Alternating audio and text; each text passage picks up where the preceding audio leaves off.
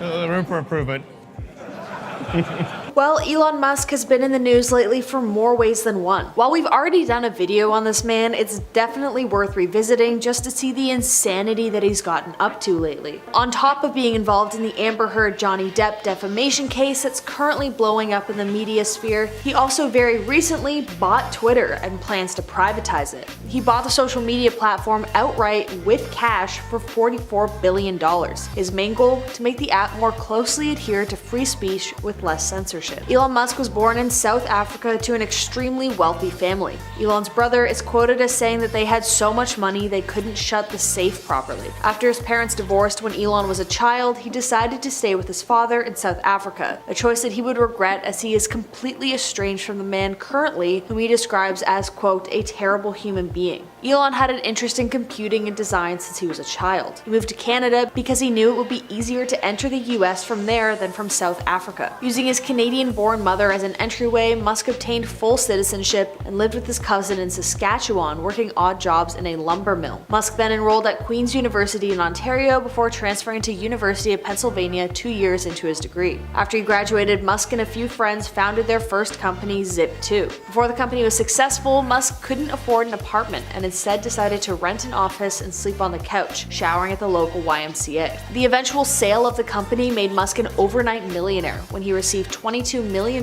for his only 7% share. In 1999, Musk founded X.com, which merged with PayPal. The company, now just called PayPal, became so successful that it was sold to eBay in 2002 for $1.5 billion in stock, with Elon receiving $100 million from the deal. In 2001, Musk became interested in space travel and space farming. When he found out how expensive intercontinental ballistic missiles were, which would be used to send plants to space, Elon decided to make his own company, now called SpaceX, that would create affordable rockets. To this day, Musk is the company's CEO and chief engineer. The entrepreneur also pivoted to heavily investing in a small company called Tesla that created electric vehicles out of lithium-ion batteries. He became the majority shareholder of the company and resided on the board of directors as chairman. In 2016, the creation of the Boring Company by Musk built underground tunnels through Las Vegas that would work to help alleviate traffic. Outside of his mega successful companies, Elon Musk got into some hot water, with his employees criticizing his managerial style. One person who worked closely with Musk says he exhibits, quote, a high level of degenerative behavior. Business Insider also reported that Tesla employees were warned not to pass Musk's desk for fear of his wild rampages. There are also multiple reports of Musk berating his employees and forcing them to work an insane amount of hours to keep up with the demands that he places on them. Fast forward to 2018, Elon Musk arranges for his employees to build a small rescue pod to assist children that were stuck in a flooded cavern in Thailand. It was during the construction of this rescue pod that Elon would realize the kind of power his tweets would have. The pod was built a little too late, and the Thai authorities didn't even end up using the submarine. A British diver who was instrumental in the effort to save the kids criticized the submarine to CNN, saying, quote, Musk has no context of what the cave passage was like, and he can stick his submarine where it hurts. In response to these words, for some reason, Elon Musk thought it was a good idea to post a tweet referring to the diver as a, quote,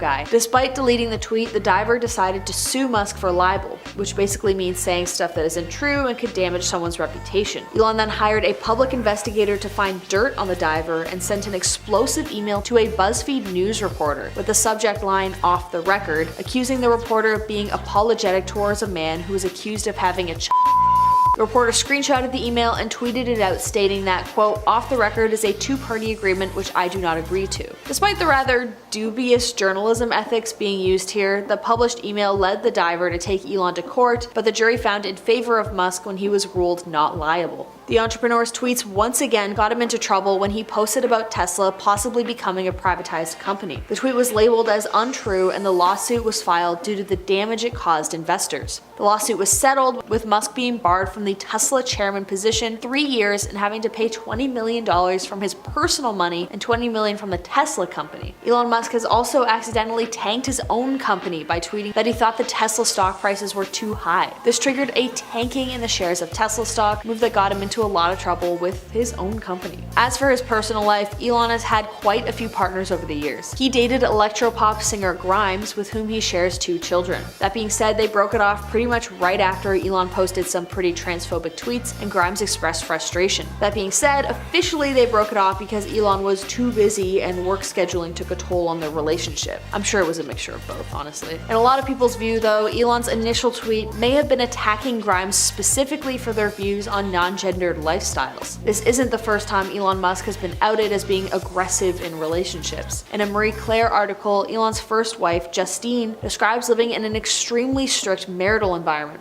where, quote, Elon's judgment overruled mine, and he was constantly remarking on the ways he found me lacking. Please honestly go read the article for yourself. It's extremely eloquent and eye-opening. And now, Elon Musk is once again in the news, this time for buying Twitter itself. Given just how much of a history he has with the platform and how it's affected his business, it seems like the billionaire is taking matters into his own hands and outright buying the platform for $44 billion of his own money in the hopes of opening the floodgates and allowing for full free speech. That being said, free speech is very different from hate speech, and I worry that sometimes Musk may not know the difference, instead referring to his own personal opinions to police the site. But because he's got so many companies, I already doubt extremely highly that he will have any hand in the way the website conducts itself. He tweets a lot, so if the world's richest man feels like the website he primarily uses isn't up to snuff, then I guess you really can just buy it for personal use. Pretty crazy. On top of that, Elon was set to defend none other than Amber Heard during her defamation trial with her ex-husband Johnny Depp. Elon and Amber had dated for a while, and Johnny had accused the pair of cheating with each other while she was still in the relationship, and they dated very shortly after Amber and Johnny officially broke it off. That being said, while in the beginning of the trial Musk had been on the list of witnesses that Depp's lawyer created, for some reason, as of the 28th of April, he is no longer set to testify. A source of Musk's legal team later confirmed that he will not testify, although they didn't give any reason as to why he suddenly changed his mind, or if the judge deemed his contribution not worthy of public record. Also, just a side note, I know, my rants, whatever. Elon Musk does not pay any money in personal taxes, yet he decided to buy Twitter. He claimed in a tweet that he doesn't pay personal taxes because all of his money is actually caught up in Tesla stock, so he doesn't have any liquid funds. Yet, he just bought Twitter for $44 billion in cash, so obviously that's not true. Just a heads up that billionaires are not your friends, and if he did pay personal taxes on his massive fortune, that money could have been used to fund repairing roads, opening schools, and aiding the government in funding social programs for underhelped members of society. Just in my head instantly think of Kate Moss and the stairs, and I swung at him. Kate Moss was one of the most recognizable supermodels in the mid-90s to mid-2000s. She championed the waifish, ultra-thin modeling trends that we still see reflections of to this day. She and Johnny Depp dated for a few years back in the 90s, and it was an infamously messy relationship that ended sourly. In interviews after the breakup, Kate claimed that she missed Depp because he was the proper influence that she needed at the time. Despite what seemed like an amicable breakup, Amber Heard has raised Kate's name in the latest drama over her and Johnny's highly publicized defamation trial. She claims that he was harmful towards the model. But is it true, or just another lie Amber seems increasingly at ease with spouting? Kate Moss was born in London, England to a bartending mother and an airline employee father. She has a younger brother and a half-sister. Kate began her modeling career very early into her teens when she was recruited in 1988 at the age of 14. A modeling scout came up to her in an airport in New York while she was on her way home from vacation in the Bahamas with her family. By 16 years old, she had shot for a few magazines who described her style as dirty realism or grunge. She then was featured in her first major labels campaign for Levi's. It propelled Kate into becoming what was labeled as the quote anti-supermodel of the 1990s, which starkly contrasted to the models of the moment, such as Cindy Crawford and Naomi Campbell, who were known for being extremely tall with noticeable hips. Moss was the poster child for the waifish, ultra-thin, with very little curves look that was popularized in the mid-1990s. It led to a lot of scrutiny over her weight, which people deemed to be excessively thin, basically impossible to obtain if your genetics don't gear that way. But for Moss, she stated, quote, "It was just the time. It was a swing from the more buxom girls like Cindy Crawford, and people were shocked to see what they called a waif. How many times can I say I'm not anorexic?" To that point, however, Kate was heavily criticized when she interviewed for Women's Wear Daily in 2009 and was quoted saying the phrase "nothing tastes as good as skinny feels, which she described as her motto to keep her strong in food intake control. She was accused of encouraging eating disorders, which were already running extremely rampant due to the fashion at the time, which pretty much solely catered to extremely stick-thin women. That being said, Kate's popularity was undoubtable. She was named the sexiest woman of the decade numerous times by different magazines. She has gold statues dedicated to her, and she has multiple high-profile artists' muse. There are tons of songs dedicated to her, about her, or that mention her. As far as her relationship with Johnny Depp goes, however, they began dating in 1994 when they met at a bar in New York and were introduced to each other by a journalist. When they first met, Johnny was 31 and Kate was 20. He had just split from Winona Ryder. Kate and Johnny would become the it couple of the 90s, jetting around the world together and always being spotted at events. They absolutely were not camera shy and loved public displays of affection. In 1994, a friend of the actor told People magazine, quote, "They can't keep their hands, lips, mouths, and legs off of each other." However, it wasn't all smooth sailing for the couple.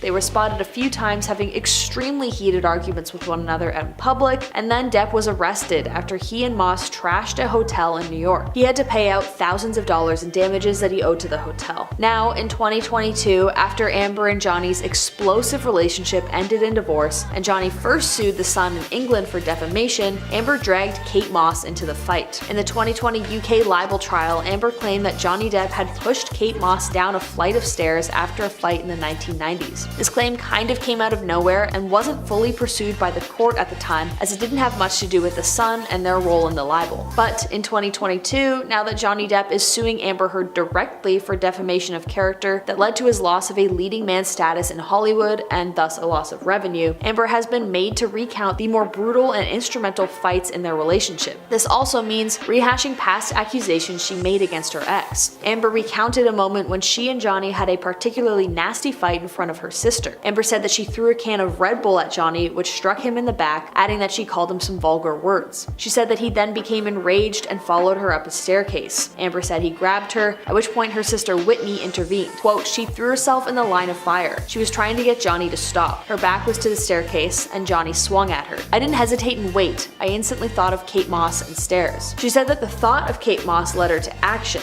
Quote, "I, for the first time, hit him square in the face, and he didn't push my sister down the stairs. Up to that point in our relationship, I hadn't even landed one on Johnny. Johnny looked stunned and then laughed at me, and then lunges at me again." Then she recalls that security staff stepped in between them and separated them, diffusing the situation. Now, going back temporarily to the 2020 Sun trial, Amber stated, quote, "He pushed Kate Moss down the stairs. I heard this from two people, and this was fresh in my mind. I reacted in defense of my sister. I had for years been Johnny's punching bag, but for years I never hit him. It was the first time after all these years that I struck him back." Although a representative for Kate Moss has yet to speak out on being named by Amber as a source of past harm from Johnny, I absolutely would not be surprised if that means that Kate may be called to testify her story in front of the court. Yet, as is the same with Elon Musk and James Franco, she doesn't actually have to come and testify. In Virginia, if the case isn't directly related to you, you cannot be forced to testify and can reject the request. But if we go back to that volatile night at the hotel, police stated that they found Johnny, quote, "in a state of possible intoxication and Moss uninjured." A criminal court judge dismissed the charge of criminal mischief against Depp on the condition that he stay out of trouble for 6 months. He then paid the hotel $10,000, including more than $2,000, plus the bill of the remainder of his reservation. In a 2012 interview with Vanity Fair about her past relationships, Kate said that she cried for years after their relationship ended. Quote, "There's nobody that ever really has been able to take care of me. Johnny did for a bit. I believe what he said. Like if I said, 'What do I do?' he'd tell me.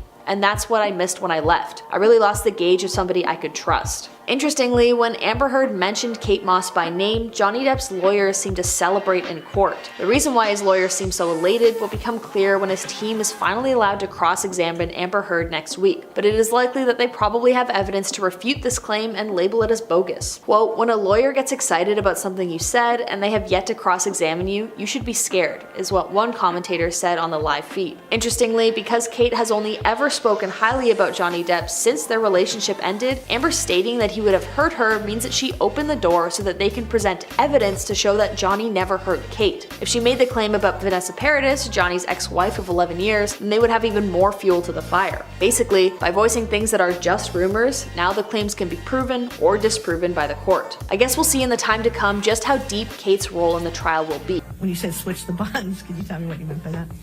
The friendship went from a purely platonic friendship to a romantic one. Ellen Barkin is the latest celebrity to take the stand in the explosive Johnny Depp Amber Heard defamation trial that's undoubtedly taken over the internet. Ellen is an old fling of Johnny's from the 90s, and she has less than kind words to say about their time together. Even though they were only briefly intimate for about 5 months, Ellen details instances of aggression and harm at the hands of the Pirates of the Caribbean actor. So today we'll be detailing Ellen's life and her time with Johnny, and more importantly, what this could mean for the outcome of the trials as the verdict date is fast approaching. Ellen Barkin is a New Yorker who was very interested in theater and drama from a young age, attending University for Theater and Performing Arts. But for her it was a long road. She would study acting for almost 10 years before landing her first audition. Her first role was in a movie called Diner. Since then she also appeared in movies alongside Dennis Quaid and Al Pacino. Throughout her career, Ellen has earned herself a Primetime Emmy Award and a Tony Award for Best Featured Actress. She also worked on the highly successful film in 1998, Fear and Loathing in Las Vegas, which is the fateful film where she met Johnny Depp, who starred in the movie. Before she met him, however, she had 2 children with her former husband, but they decided to separate from one another in 1993 and officially divorcing in 1999. So while she was still in the process of divorcing her husband, Ellen began to have a fling with Johnny Depp. She was much older than him, but their relationship was nothing serious. It only lasted 5 months and was more of a physical situationship than a real emotionally intimate union. Although it was more of a fling than anything, Ellen and Johnny did show up to red carpet events and the Golden Globes together. They eventually went their separate ways, but because it wasn't a very official thing at the time, not much was reported on why they broke off from one another. Both Johnny and Ellen moved on with their lives, with Ellen getting into a relationship with another man shortly after, and Johnny beginning his relationship with supermodel Kate Moss. Now fast forward to 2020, when Johnny Depp sues a UK-based news site for running an article that labels Johnny as a quote, wife beater, when they reported on Amber Heard's op-ed article about her experience with domestic harm. Although she did not name Johnny Depp in her op-ed, it was very clear who the article was about. So he sued the news site called The Sun, claiming that he never hurt Amber during the entirety of their relationship. During the 2020 libel case, Ellen Barkin was asked to testify of her relationship with Johnny Depp. The story she paints of her relationship to Johnny, however brief, was one rife with control, jealousy, and anger. During Ellen's deposition, she claimed that Johnny was, quote, always drinking or smoking. She also claimed that Johnny had thrown a wine bottle at her, though she couldn't recall why he actually threw this bottle. She also recalled another instance where Johnny was extremely controlling towards her, despite them not being in a relationship. She said, quote, I had a scratch on my back once that got him very, very angry because he insisted it came from me having an affair with a person who wasn't him. He would also constantly question her about where she was going and what she was doing and who she was with throughout the entirety of their involvement with one another. She also detailed an instance where she witnessed Johnny throwing a wine bottle again, this time at an employee, saying, quote, Mr. Depp threw a wine bottle across the room in a hotel in Las Vegas. He was mad at his friend or an assistant in the room. So she testified against Johnny and for Amber during the 2020 libel case. He rebutted it by saying she was just jealous because he was the one who ended their relationship when she wanted to pursue something more serious. Depp stated, quote, I didn't feel the same about her as she did me, and I suppose from that moment on she became very, very angry. I do not have an anger management problem. But in the end, both The Sun and Amber won the 2020 libel case struck against them by Depp. Now fast forward to 2022 and the current defamation lawsuit set against Amber Heard directly by Johnny. As we all know by now, it's taking place in Virginia, which is one of the few states where you are able to record and livestream civil court cases. Unlike a criminal court case, civil court cases do not mean the possibility of jail time, but rather just heavy fines. That's why Johnny is suing Amber for $50 million and Amber is countersuing Johnny for $100 million. And now that this new suit is happening, Ellen Barkin's name is once again being brought up. She is one of the few relationships that Johnny has where things ended sourly. In fact, outside of Amber and Ellen, all of Johnny's ex-girlfriends have supported him. Winona Ryder even sent a message to the UK courts in Johnny's defense, as she found it hard to believe that he would ever harm anyone. Similarly, Sherilyn Fenn has dedicated a lot of social media presence to clearing Johnny's name, stating that she fully supports him during his ordeal and that justice will seek itself and truth will be revealed. Even Kate Moss has supported Johnny Depp despite a rumor spreading in the 90s that he had pushed her down the stairs after he got angry at her. This rumor is entirely unproven, and Kate has stated on the record that she spent years mourning her relationship with Johnny despite how bad they were for one another. So will Ellen testify? We're not quite sure yet. Basically, the witness list over time for both parties has been refined and edited over time. Individuals like Elon Musk and James Franco were set to testify on behalf of Amber, but it didn't end up happening. So far, Ellen has been on Amber's list of testimonials, and she's been summoned to court, although her time there has not been set yet. She can, based on Virginia law, refuse to show up to court as the case does not directly involve her. But if the 2020 libel case is anything to go by, I doubt that Ellen would pass up the opportunity to share her story once again. This time now while the whole world is watching. We do not have a set date yet for when she will testify, but if she does, it could change the way this entire suit has been carried up until this point. Ellen is Johnny's only other ex-partner who has ill words towards him other than her and Amber. There's no one else to testify against Johnny who knows him as a romantic partner. Every other witness that has testified against Johnny up until this point has only ever had a professional relationship with him, like Amber's makeup artist or his ex-personal assistant and his ex-agent. If Ellen takes the stand in 2022 with her information and convinces the judges of her testimonial, it could sway the court in Amber's favor once again. That being said, many believe that Johnny Depp has already won the trial. He's certainly won public opinion, with most fans who have been watching the trials having wholeheartedly taken Johnny's side. And in this video, I'm doing my best to remain impartial. I'm very interested in seeing who will win this case. Amber Heard is countersuing Johnny for $100 million, double what he's suing her for. If she wins, one of her clauses is that Johnny's disallowed to sue her ever again. But I guess if he wins, he'd really have no reason to. So no matter how this trial ends, it will be the final case that is the ultimate decision.